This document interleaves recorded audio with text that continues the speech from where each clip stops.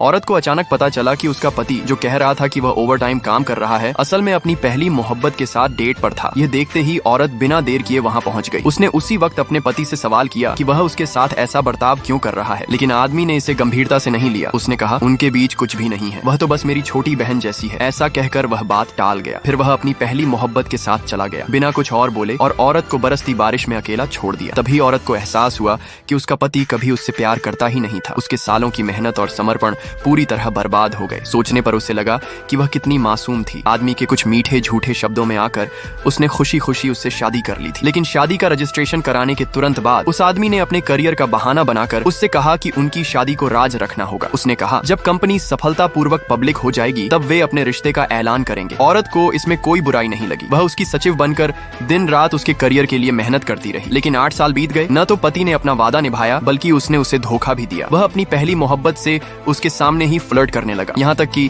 Business dinner table पर उसे अकेला छोड़कर वह पुरुष क्लाइंट से डील साइन करने चला गया। लेकिन क्लाइंट्स ने उसे, जो बस एक सचिव थी, गंभीरता से नहीं लिया बल्कि उस पर गलत टिप्पणियां की और उसे अपमानित किया। औरत अब और बर्दाश्त नहीं कर सकी। उसने जान देने की धमकी दी ताकि वह किसी तरह उस हालात से निकल सके। लेकिन जैसे ही वह वहां से निकली, उसने फिर देखा कि उसका पति अपनी पहली मोहब्बत के साथ नजदीकियां बना रहा है। ये सब झेलने के बाद औरत को आखिरकार होश आ गया। अगर आप भी औरत के इस दर्द को महसूस कर पा रहे हैं तो कमेंट में लिखो धोखा। और हाँ, इस कहानी का पार्ट 2 मिस मत करना। उसके लिए चैनल को सब्सक्राइब